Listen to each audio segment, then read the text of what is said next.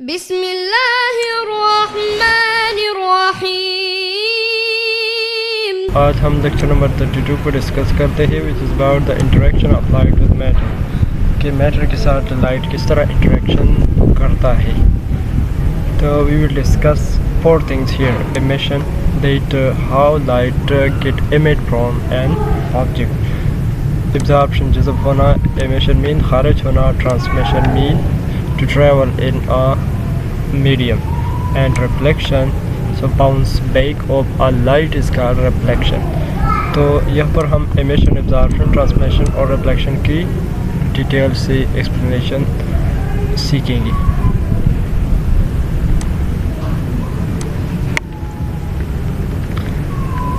तो यहाँ पर ये बात लिखी है कि when an object is heated, जब एक ऑब्जेक्ट को गर्म किया जाता है, इट एमिट्स, तो वो लाइट को खारिज करते हैं। मतलब जब एक लोहार एक लोहे को गर्म करता है किसी ख़ास टेम्परेचर के बाद, तो वो लाइट एमिट करता है, वो सुर्ख हो जाता है। उसके मुख्तलिफ़ कलर्स आप देख सकते हैं। तो इसी तरह यहाँ पर हमारे साथ जो डिटेल है, जो एक्सप्लेनेशन है, वो आप खुद देख ले। यह कह रहे हैं कि when the temperature is around 800 degree centigrade, जब टेम्परेचर यहाँ तक पहुँचे तो वो रेड हार्ट बन जाता है, और जब 2500 तक पहुँच जाता है तो इट इज़ येलोविश वाइट बन जाता है। ये आप खुद ये डिटेल देख ले, ये इतने डिफ़िकल्ट नहीं है।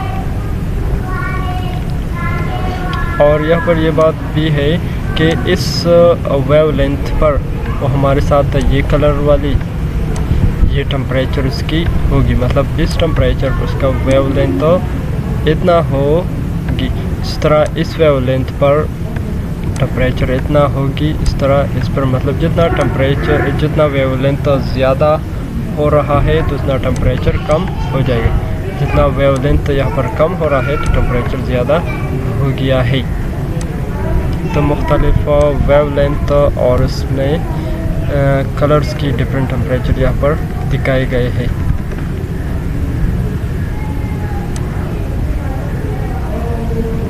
यहाँ पर एक इम्पोर्टेंट लॉ है, veins law, which state that, वो ये है कि हमारे साथ मैक्सिमम वेवलेंथ और टेम्परेचर, उन दोनों का प्रोडक्ट हमारे साथ वो एक कांस्टेंट वैल्यू देता है जो हमारे साथ इसके बराबर है।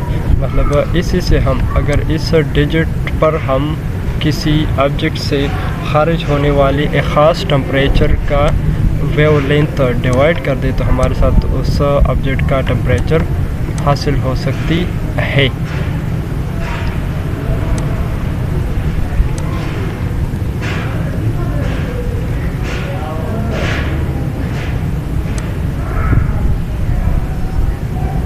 यहाँ पर ये आप ख़ुद रीड कर ले, ये डिफ़िकल्ट नहीं है। 4th टॉपिक में है when can use veins law, के वेन्स लॉ हम कब यूज़ कर सकते हैं। तो उन चीज़ों के लिए हम वेन्स लॉ यूज़ कर सकते हैं जो लाइट इमिट करते हैं, मतलब जिन चीज़ों से लाइट खारिज हो सकती है उन चीज़ों के लिए वेन्स लॉ साबित हो सकती है, अप्लाई किया जा सकता है। जो चीज़ें लाइट इमिट नहीं कर सकती तो उसके लिए हम इस लॉ को यूज़ या अप्लाई नहीं कर सकते। और इस तरह एक बात इम्पोर्टेंट जो है ना, वेन्स लॉ अलाउज एस्ट्रोनॉमर, खलाबाज जो खला में चले जाते हैं तो उसको इसमें हेल्प करती है to determine the temperature of a star. तो उससे स्टार तक पहुंचने के बगैर हम उसके टेम्परेचर मालूम कर सकते हैं, because the wavelength eight which star is brightest. हम जो स्टार जो है ना, वो जिस वेवलेंथ पर चमकता है, मतलब हम उसकी चमक से उसकी वेवलेंथ फाइंड करते हैं, तो फिर उससे हमें टेम्परेचर पता लग सकता है। इसी तरह 5 नंबर है all heated matter radiates energy, के सारी गर्म शुदा चीज़ें जो है ना वो एनर्जी रेडिएट करते हैं। And hotter object radiate more energy, और जितना एक चीज़ ज़्यादा गर्म है तो वो इतना ज़्यादा टेम्परेचर एनर्जी रेडिएट करेगा। मतलब power direct proportional to temperature, T⁴ की रेशो से हमारे साथ पावर जो वो रेडिएट करता है डायरेक्ट प्रोपोर्शनल होगा। जितना टेम्परेचर ज़्यादा होगा टी पावर 4 की रेशो से हमारे साथ पावर जो है ना वो डायरेक्ट प्रोपोर्शनल है। मतलब जितना टेम्परेचर में इजाफा होता है टी पावर 4 की रेशो से तो इतना पावर भी बढ़ेगा। मतलब यहाँ पर मैं इसके लिए एक रिलेशन लिखता हूँ, मतलब T direct proportional to T power 4। अब यहाँ पर इन दोनों का जो रिलेशन है, जिस रेशो से ये दोनों बढ़ते या घटते हैं, तो उसके लिए हम एक कांस्टेंट वैल्यू लगाते हैं, इसको सिग्मा कहा जाता है टी पावर, और जिससे हमारे साथ ये पावर रूल भी कहा जाता है। और यहाँ पर ये जो कांस्टेंट वैल्यू है जो हमें टेम्परेचर और पावर का रेशो बताता है, इसका वैल्यू हमारे साथ इसके बराबर है। तो इसी के थ्रू हम मुख्तलिफ़ चीज़ों का जो टेम्परेचर है वो भी फाइंड कर सकते हैं कि वो कितना टेम्परेचर जो है ना वो खारिज करता है वेवलेंथ से, और फिर वो कितना टेम्परेचर हासिल करता है किसी चीज़ से, तो हम फाइंड कर सकते हैं।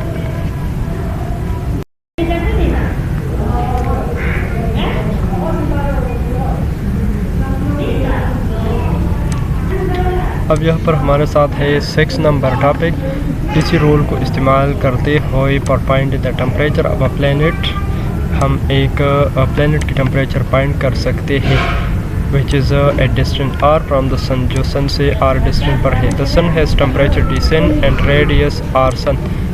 तो इक्विलिब्रियम लॉ के थ्रू से जितना एनर्जी सन रेडिएट करता है, खारिज करता है, तो उतना ही एक प्लैनेट जो है ना वो हासिल करेगा। Now the total energy radiated by the sun, तो सन जो है ना इसी एरिया का, सन का एरिया हमारे साथ ये है, क्योंकि सन जो है वो स्पेरे है, और स्पेरे का फार्मूला हमारे साथ 4πr स्क्वायर के बराबर होती है।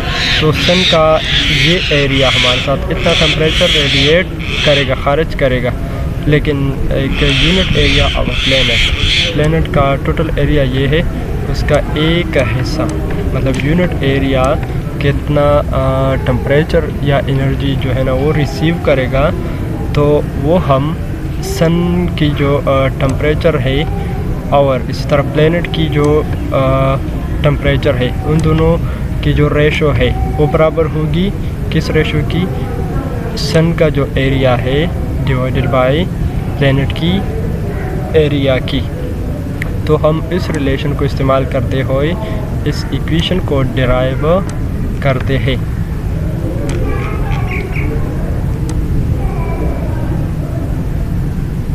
यहाँ पर आप देख सकते हैं कि हमारे साथ सन का जो टेम्परेचर है वो रेडिएट करेगा, तो इतना उसका रेशो हमारे साथ उस प्लैनेट के साथ, तो वो प्लैनेट जो है ना वो ये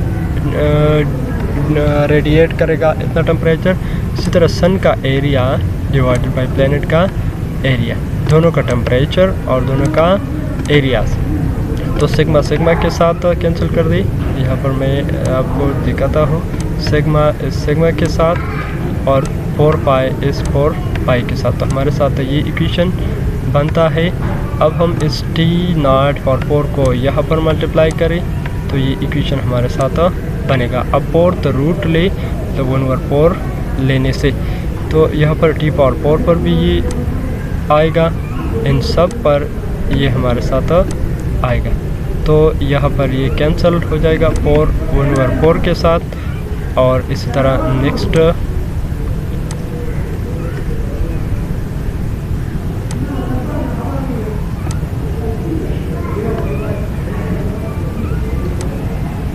तो यहाँ पर 4 के साथ कैंसिल, तो ये हासिल हो गया। और इसी तरह ये वाले इसके साथ तो ये बनता है। इस तरह यहाँ पर हमारे साथ 1/4 है और यहाँ पर 2 है, तो मतलब 2 मल्टीप्लाई बाई 1/4 तो 2/2, तो हमारे साथ यहाँ पर 1/2 बचेगा, यहाँ पर भी 1/2 बचता है। तो 1/2 की वैल्यू हमारे साथ अंडर रूट है जो हमने इन दोनों पर लिया।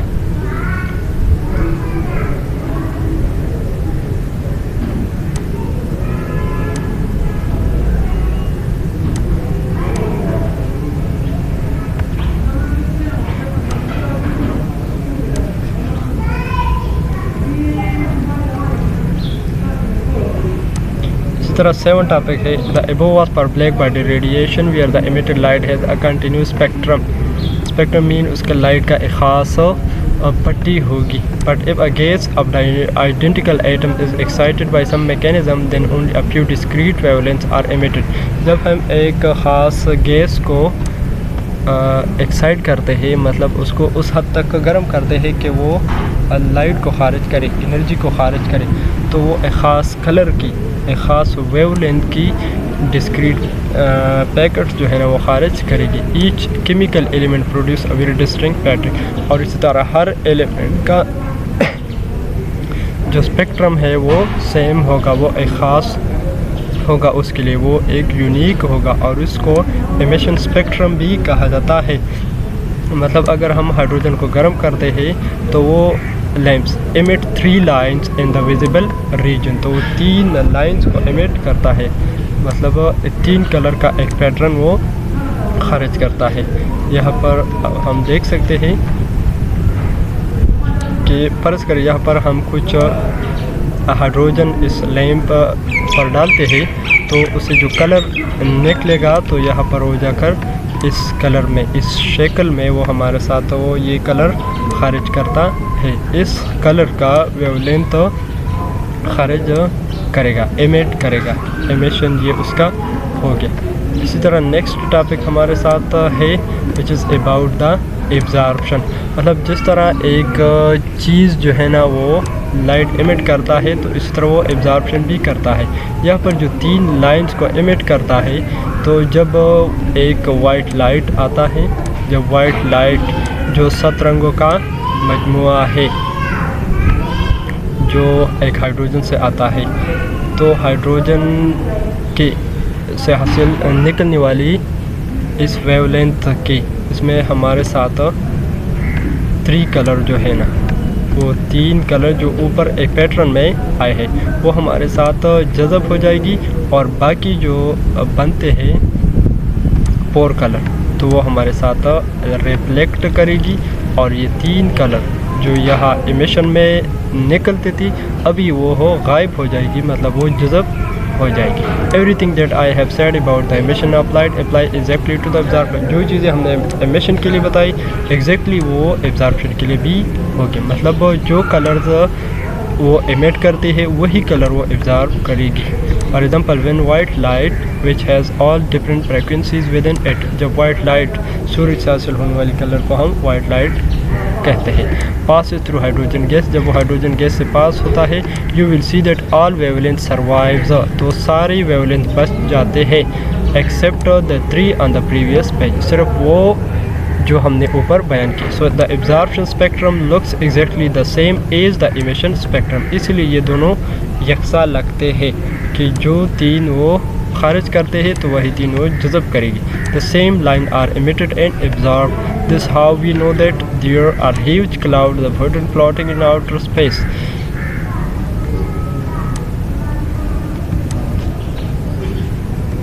ये आप खुद देख लीजिए, अहम नहीं है मेरे ख्याल में। नेक्स्ट हमारे साथ टॉपिक 11 है as you learn earlier light is an electromagnetic wave, कि लाइट एक इलेक्ट्रोमैग्नेटिक वेव है that has an electric field vector, तो उसका एक इलेक्ट्रिक फील्ड वेक्टर होगा।